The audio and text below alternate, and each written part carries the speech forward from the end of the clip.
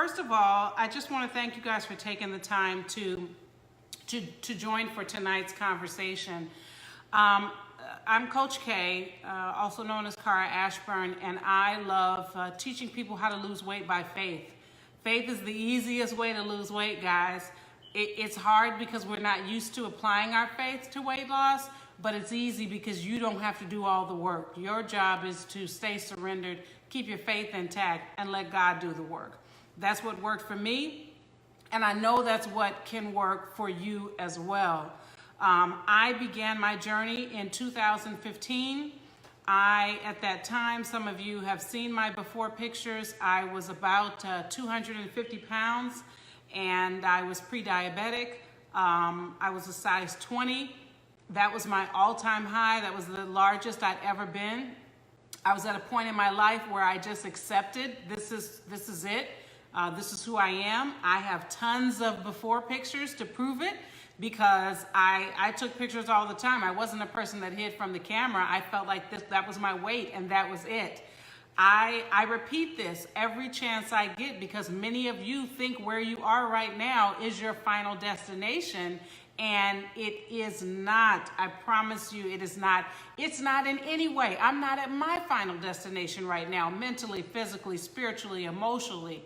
In all of those areas, we're constantly growing and improving, but I had accepted that this was it because hoping was too painful, to be honest with you.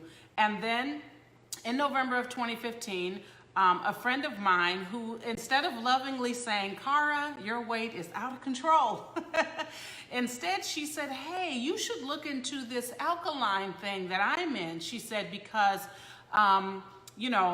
she jokingly said, I know that you could make, your food look better than that. She kind of said as a joke, she was like, some of the food looks strange and I think you could do a great job with it. And so I said, okay, I love groups. I'm a social media person. And so anyway, so I joined one of the groups and I was intrigued by the whole concept. It just spoke to me because here's why. It did not feel like a diet. It really did feel like a lifestyle. And at no point in time did I feel like I was dieting. I felt like I was embracing a new lifestyle. I felt like I was changing my spirit and my mind and my body. There was so much mindset involved that that took away this, I'm on a diet feeling that caused me to fail so many times in the past. So I took a few days and just spent time absorbing the information in the group. And then I prayed about it because it was so strict, you guys, that I said, this will surely, fail if I do this on my own strength. And so I just said, Lord, if it's your will, give me the power and strength to do this. And, Tina says she's having camera problems. Let me know if anybody else, if it's going in and out. Because for me, on my end, everything looks perfect. So just let me know, guys. In my own strength, I knew I couldn't do it. And so I just said, if I eat something, Lord, I shouldn't have, just make me sick. And that's exactly what happened, you guys. You know where it is, how it's like when you decide you're going to do a new diet. And I think even when we're on a somewhat semi-plan, but we know we're getting ready to go next level, what do? We plan that last meal, right? And so that's what I did. And I was sick to my stomach and I was ready in that instant. Now, I know not everybody can do it that way. I understand and I respect that. So I'm just sharing my story, all right? Now, I want to give you guys a quick assignment for those of you who are willing to take it. I actually meant to give this to you right when I started, and that is, I want you to, if you have paper handy, to write down everything that you can remember eating in the past 48 hours. Now, I'm not going to ask you to tell me what that is, and, this is a one... Uh-oh, I'm sorry. I got a phone call. I should have put the phone on block. No one ever calls me, like never. But anyway, I'm not going to ask you to share it. I want you to do it for you. I want you to be brave and bold enough to write down what you've eaten in the past 2 days, everything that you can recall, okay, as I'm talking at some point. And then I'm going to ask you, all right, towards the end of our conversation, we're going to see whether or not how much of I have an assignment for you. How about that? So just go ahead and record what you've eaten in the past couple of days. So just finishing up my story. So as I made the changes in November of 2015, it was literally 2 weeks before Thanksgiving, which for many of us is like the biggest food frenzy holiday of the year. And here we are, guys, right at the brink of Thanksgiving again. Thanksgiving is turkey and dressing and macaroni and cheese. And it's so funny because everybody posts their Thanksgiving pictures of the exact same plate. Everybody's eating the same thing, but they share their pictures. And so we were scheduled to go to a family member's home for Thanksgiving. You guys know what I'm talking about. You do the same thing. And I knew they would have all of that there, but I also knew, y'all, that I was tired. And I remember feeling as if the Spirit was saying to me, if not now, when? You know, how many more Thanksgivings do you need? How sick do you need to be before you'll make a change? And so I went to the Thanksgiving dinner, but I did a couple things I'll share with you quickly. And that was, I ate before I left, and I took some snacks with me in a bag, and I went nowhere near the food. I went late so that most people would be done eating. And then I sat, off in a remote part of the house somewhere, not anywhere near the food, because I was too weak. When you've just started something, y'all, you're too weak. You're like a newborn baby. Your immune system is low. You can't just go out here and just, be around any and everything and whatever. And I get it. We want to socialize. We want to be around our loved ones. But if your situation is dire enough, sweetie, you'll be willing to walk away from all of that for a little while until you get your strength up. And so I went, but those were the steps that I took. And as a result, I began to feel changes on the inside long before I saw any changes on the outside. All right, there's a sermon in there. I'm not going there, but there's a sermon in there. Little things like I used to have a really bad rash on my hand and down on my wrist, and it would itch all the time. And within 2 weeks after changing to an alkaline vegan lifestyle and cutting out all the stuff I was eating before, this was totally cleared up. It was like I just looked down and it was gone, right? So by this time, of course, I'd lost a couple pounds. I mean, y'all been there. Losing the first 10 pounds is not hard. The last 10, that's another life. Losing the first 10 pounds is not hard. What's challenging is keeping the forward movement going after that. And so over the course of the next, I want to say 6 to 9 months, over the course of the first 6 months, I lost 30 pounds. And I was shocked. I was shocked, y'all. I mean, because I was not exercising. I was totally shocked. And I have to say that the food that I made the first 30 days, really the first 60 days, if I'm going to be honest, was not great. Christmas dinner 2015, everybody was like, right? Because I didn't just stop for me. I stopped for my whole family. And for those of you who have families and you cook for your families, I understand, but I made a different choice. I told my family, I can't prepare these things for you and still, do what I need to do. I was working like 60 hours a week. I did not have time for that. And so if they wanted it, they had to provide it on their own. And fortunately, even though they weren't happy about it, my husband, being the person that he is, did not put up a big fuss. So I was not cooking 2 different meals. Let me just get that out of the way. I prepared my food. I tried to make it something they would like. As time went on, I got better and improved. And things went from there. So I lost the first 30 pounds. The second 30 pounds, like the Bible says, some things only come by fasting and prayer. That was the second 30 pounds. I did a series of cleanses, and with each cleanse, I lost 10 pounds, and then I was able to maintain the weight loss when I came back onto my regular alkaline lifestyle, okay? But let's talk a little bit about what that is. Now, for those of you who are joining late, first of all, I want to answer any questions you have, and I'm going to do that at the end because this is being recorded. I'm going to repurpose this. Hello to my YouTube fam. And so I won't be just taking questions in and out, right, so that we can stay consistent with the content and move right on through. So I want you to take note of everything you've eaten for the past 2 days. That was something I asked you to do at the beginning. Take note of everything you've eaten for the past 2 days. Just jot it down somewhere. If you don't have pen and paper handy, do the best you can to remember it in your mind. But I'm going to encourage you to bring pen and paper every night this week, okay? We've gotten real complacent. We don't want to go that extra mile, but y'all, that's what it requires, okay? All right, so I want you to know that I'm sharing perspectives of the alkaline lifestyle from my own experience, and I also follow Dr. Sebi and Dr. Morse. There is another doctor named Dr. Young who has a book called The pH Miracle Diet, but he's a bit more, well, they're all controversial in their own right. He's a bit not aligned. He's not 100% plant-based. He still advocates some foods that I don't consume, but I wanted to make sure that you had those three names: Dr. Sebi, Dr. Morse, and Dr. Young.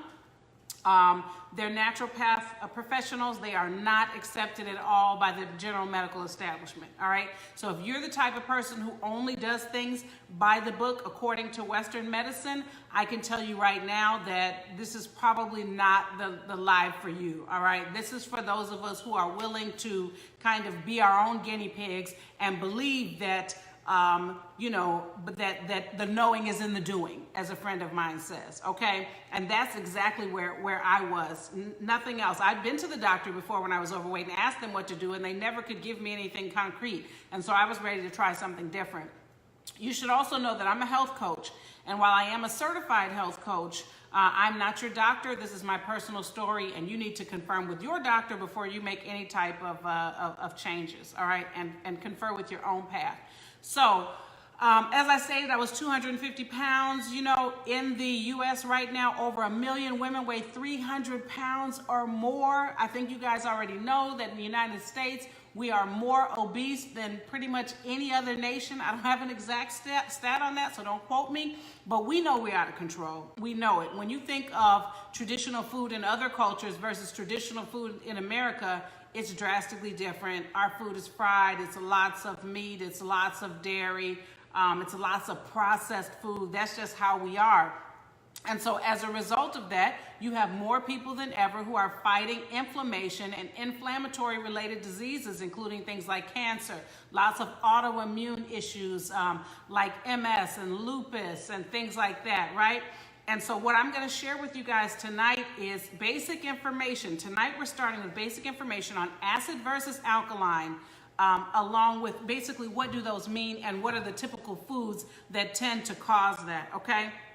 So in terms of defining the two, and I think this is so important, you guys, so I'm glad you're here and I'm glad you're paying attention, because so many people think it's about drinking alkaline water all day, and it's not. I'm not opposed to alkaline water, but I want you to understand what it is that we're talking about and what it is that you're interested in considering doing, all right? Okay, so alkaline, to explain what it means in one word, is simply balance. It's just balance, homeostasis. You may have heard that word when you were in school. When you are alkaline, you are balanced. So you can be alkaline, not just in your diet, but also just in your mood and your spirit. I'm alkaline, I'm balanced, right? This all now helps me understand why I felt such incredible peace in my spirit and spiritually and everything when I made the change, because I was in balance from my mind down to my cells. Now, the reason why alkaline foods are so helpful is because our bodies were created naturally alkaline. The majority of the organs within your system are naturally alkaline or in balance or homeostasis, right? That's how we are made. And so what is acid? Who knows what battery acid is, right? Acid that's on your car or in your battery, or, you know, when you hear these crazy stories of someone getting acid poured on them, right? Acid is burning. It's something that's burning. And so acidic foods are burning to the insides of our system. They burn and they inflame our tissues and cells, causing failure and eventually cell death, okay? So every single food that you eat, everything that you listed in the assignment I gave you, where you wrote down, this is what I've eaten for the past 2 days, everything is either acid forming or alkaline forming. And after you consume that food, it leaves an ash residue behind in your system that is either acidic in nature or alkaline in nature. So it's either going to calm your body or it's going to cause an internal fire, all right? And this is where we learn about inflammation. Now, if we were in a room together, I could ask you how many of you have heard of the term inflammation, and every hand would go up. I know this.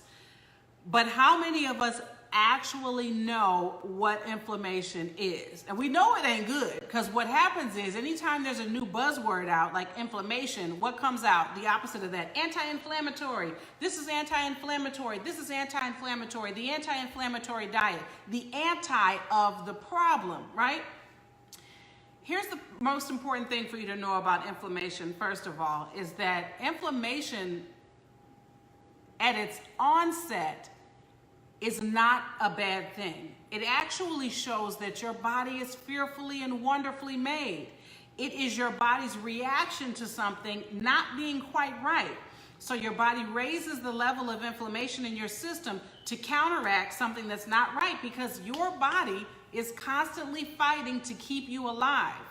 And I need you to internalize what I'm saying. I've said it before, but repetition deepens the impression. And I want you to be thinking about this. I'm not trying to guilt you, but the next time you eat something, I want you to be thinking about the fact that your body is constantly fighting to keep you alive. That is how fearfully and wonderfully made it is. And so when there's an abundance of acid in your system, the levels of inflammation rise because your body is trying to counteract the acid that is in your system. But what happens is, when there's an overabundance of acid, it basically means your body is on fire. And so the inflammation levels keep rising and rising and rising to try to counteract what you're not feeding your cells. You're feeding your cells things that are highly acidic in nature, and so your body is raising on its own. Your body is constantly attempting to keep you in homeostasis or in balance, right? And this society in particular, we do not understand our bodies. I feel like with all this knowledge and information out here, we understand our bodies far less than people did years ago. Grandma knew what she was doing, you know, but we understand our bodies far less. We've become very commercialized. We don't like to read. We're into sound bites and things like that. And so we don't really understand what our body is doing. And many times when the body is working to heal itself, we will interrupt that process by artificial means, all right? And so that's what happens when inflammation comes into play, all right? Now, where did this all begin? I want to just share with you very briefly. I'm going to talk to you a little bit about the teachers of the alkaline lifestyle. Now, there was a guy back in 1932, long time ago, back when they said everybody was a quack, right? And nobody knew anything. And his name was Otto Warburg. You can look him up. His name is spelled O-T-T-O. Last name is Warburg. I think I messed that up a little bit. W-A-R-B-U-R-G, okay? He won a Nobel Prize in 1932, and this is what he said. I'm reading a quote here. When the pH is wrong, okay, that's basically your balance, your level of homeostasis. Oxygen falls, cells respire in an anaerobic, that means devoid of oxygen. Cells respire in an anaerobic environment by fermentation, giving rise to increased acidity, and then cancer is a result of an acid environment. And so basically what he discovered is that when our cells are not nourished properly, they're not getting the oxygen that they need in order to survive, thrive, and flourish, so they begin to die off, okay? And there's other research that shows that when someone has cancer in their body, it's not that they are, that all these new cells just came into your system out of nowhere. That is a series of cells that are not healthy. They were healthy at one time and they got sick, all right? And tumors formed as the cells come together into a tumor, and the body, even with the cancer, guys, is using that tumor to try to harness all those bad cells together and protect the rest of your system, okay? Fearfully and wonderfully made. So make sure you go and look up Otto Warburg. Now, the teachers that I love to speak about are Dr. Sebi and Dr. Morse. Their information changed my life. And again, the knowing is in the doing, right? And so their information from my personal experience changed my life. Now, here's the biggest thing I learned from Dr. Morse, and he has a plethora of videos out on YouTube, M-O-R-S-E. And I have a handout for you guys. If you stay on here, I'll put it in the comments, but I have a handout for you that you can sign up for to receive. But you can find Dr. Morse on YouTube. He's a bit of a character, but he shares a lot of great information that you can validate through other sources. That's another important thing. So Dr. Morse teaches us that there are 4 things our body must do. And if you watched a series I did some months ago about the digestive system, you already know what I'm about to say, but a repetition deepens the impression, so I'm going to remind you. Your body must digest what you eat, must be able to digest it, okay? Your body must be able to absorb it. Not everything that we eat can be easily absorbed. Some things just sit in our system and ferment. Your body must be able to utilize, okay? Your body must be able to utilize it. And that means transporting the nutrients that have been absorbed. If there were nutrients and if it was absorbed, then your body utilizes it and sends it out to all the cells, and the cells are all excited and happy to receive all this goodness and all that kind of stuff. And then your body must eliminate or evacuate all of the waste that was left over after it has made use of what you put in it. So those are the 4 critical steps. And if any one of those things is not happening, guys, there's a system failure. There's a system shutdown. If you're not evacuating and you're constantly constipated, the sewer system that is your stomach, the sewer system rather within your gut is backed up, fermenting, and just creating a haven for potential disease, okay?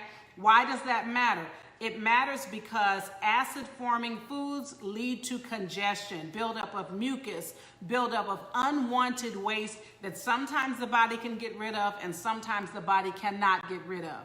So I say that to you because, again, when you look at your plate, I want you to think about, can my body digest this? Can my body absorb this? Can my body utilize this? And is my body evacuating this? So as you look at that list I asked you to make at the beginning, of what you've been eating for the past 2 days, that food should all be completely out of your system by now. It's been a full 2 days. Nothing should be in your system from 2 days ago. But at the same time, we know that animal protein like beef can stay in your system forever before it comes out. We all know, I remember I loved beef.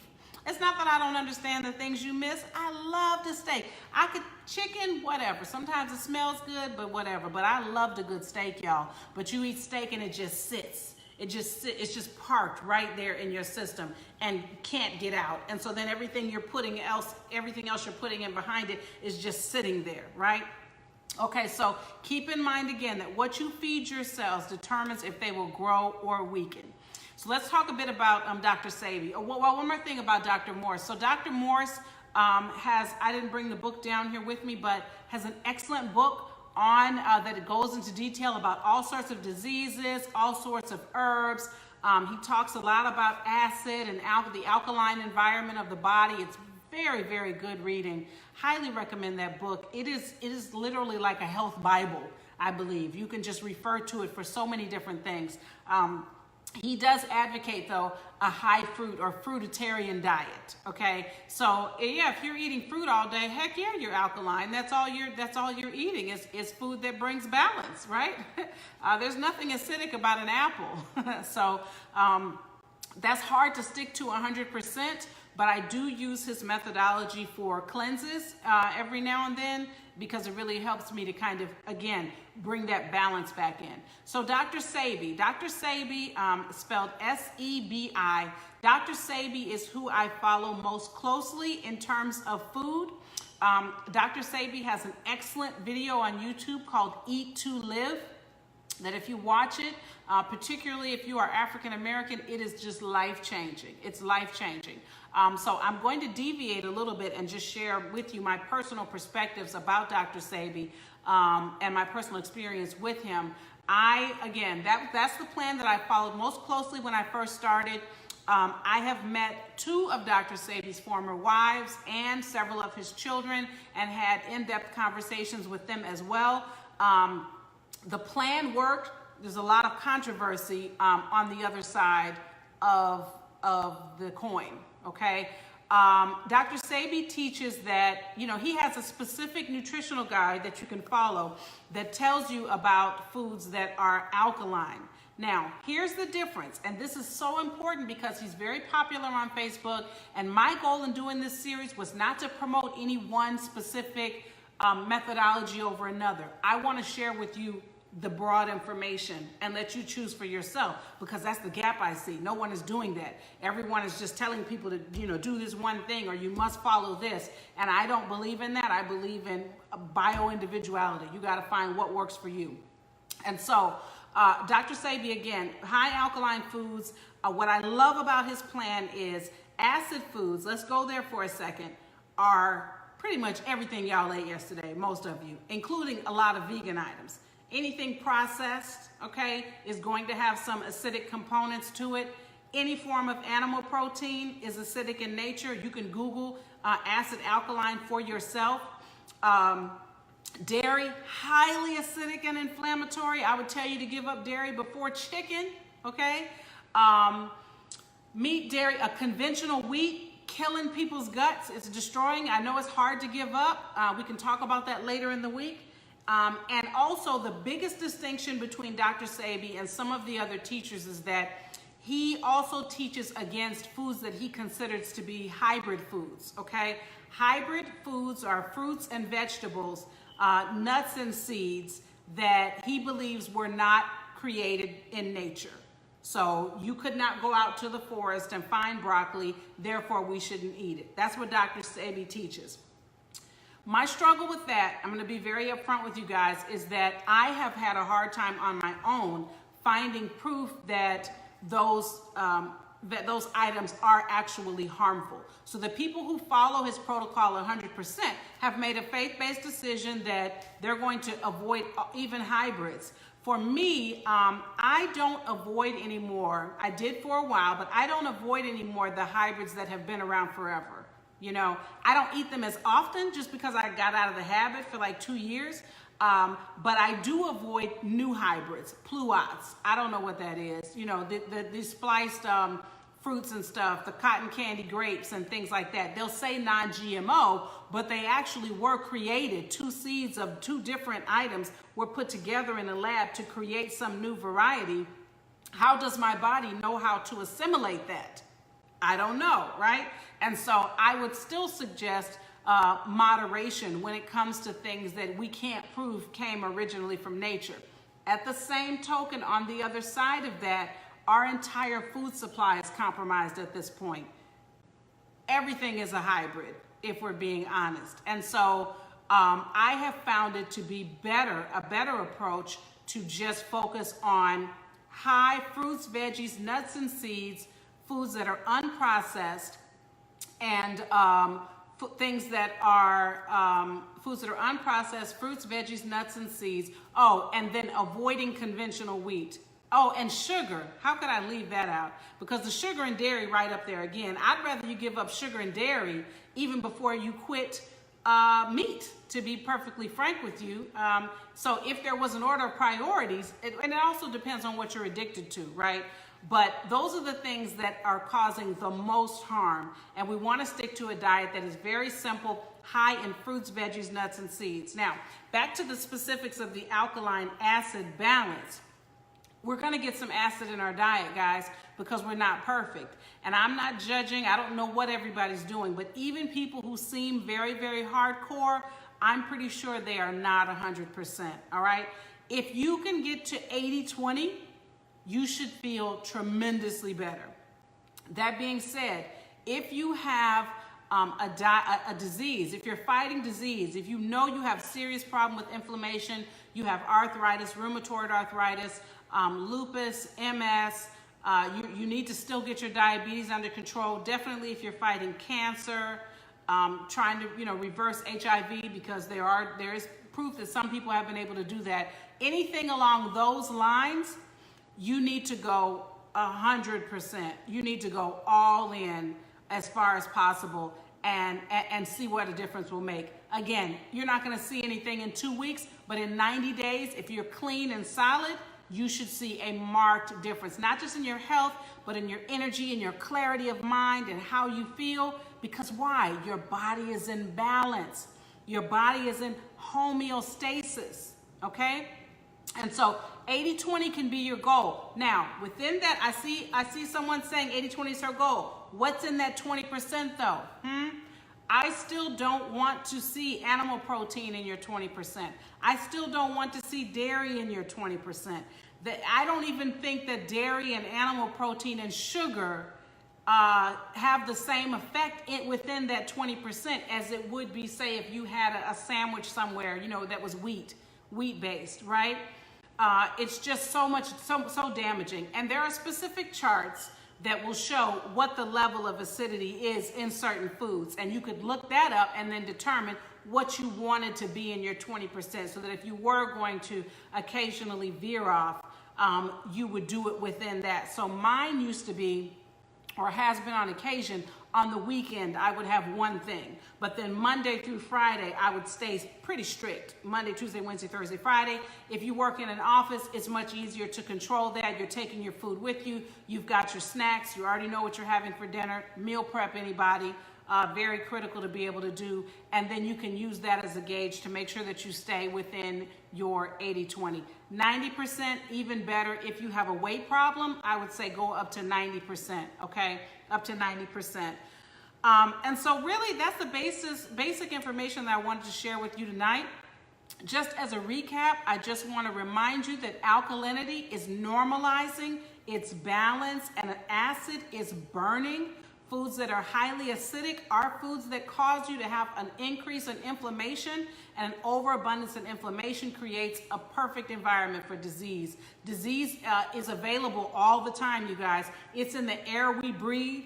It's in the food we eat. It's in what we put on our skin. It's in our thoughts, in our mind. Disease forms in all of those places. So it's up to you to combat the disease that's constantly trying to come at you by keeping your entire environment as alkaline as possible, including your thoughts, your interactions, the food that you eat, and your environment as far as possible, all right?